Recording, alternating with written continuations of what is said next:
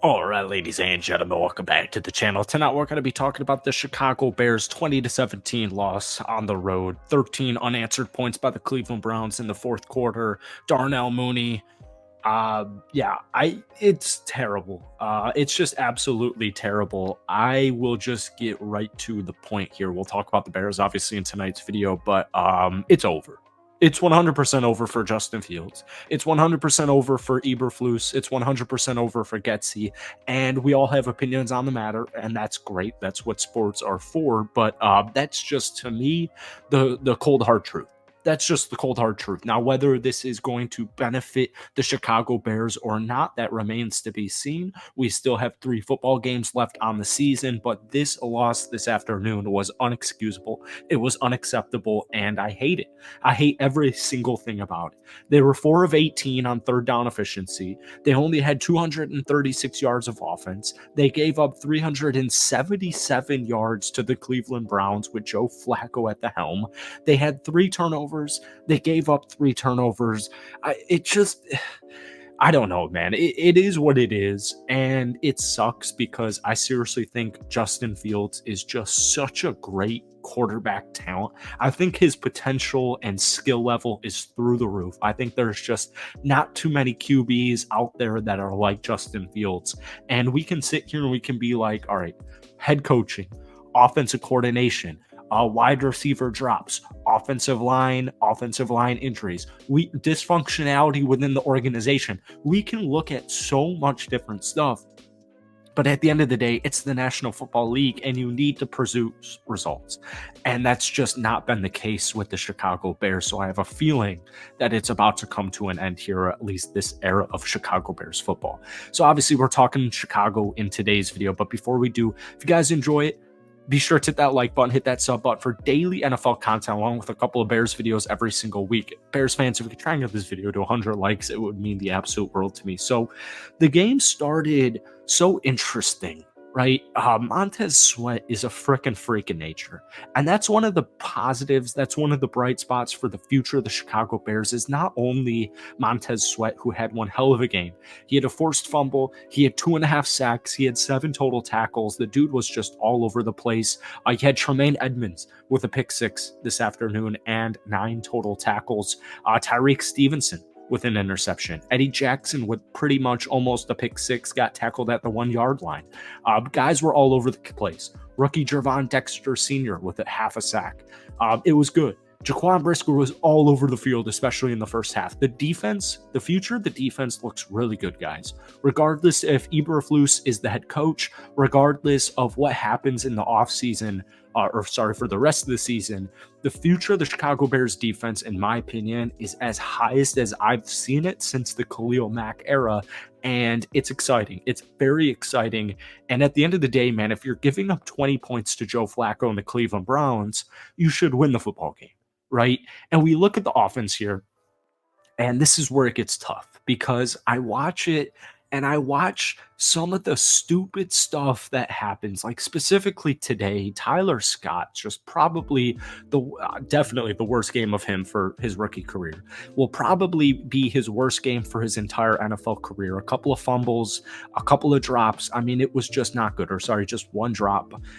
It's just bad. And that does not help Justin Fields. Luke Getsy's decision-making, Luke Getsy's play calling does not help Justin Fields.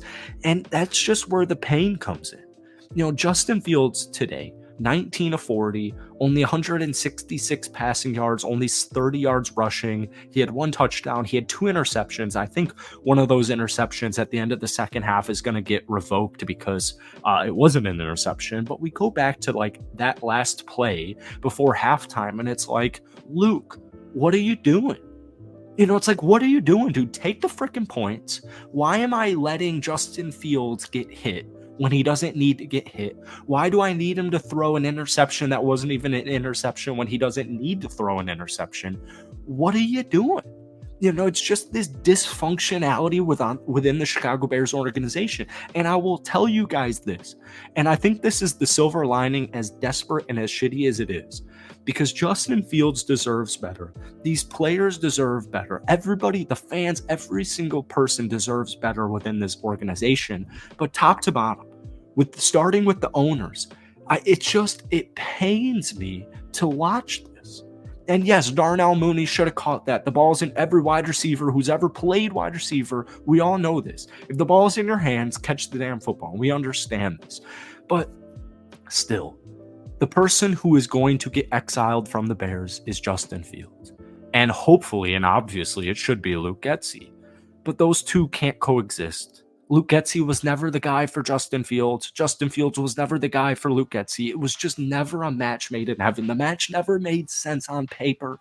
The match never made sense with the eye test. It just never made sense at any point in the duration of it, even before we saw it on the field live in action in games. But what really sucks is just stuff like that at the end of halftime, where it's like, why is this the play? Why is this the call? And then we can go even back and it's like, why was this dude even hired in the first place? What are the pieces I'm surrounding Justin Fields with? Before DJ Moore was acquired, it's like this dude literally has freaking nothing. And it sucks, but it's also good because I just think it's time for a new era of Chicago Bears football. They don't need to rebuild. They just need to tweak it. Right? They need to find a competent offensive coordinator. They need to find a competent head coach. I think Matt Eberflus is a competent head coach, but unfortunately, he's definitely getting fired. I mean, come on, guys. He's definitely getting fired. And I don't even think that's necessarily a negative thing.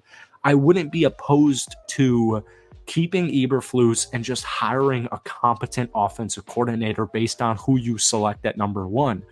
Even if it's Marvin Harrison Jr., even if they go with Justin Fields next season, which I would love, the dysfunctionality of this organization is infuriating.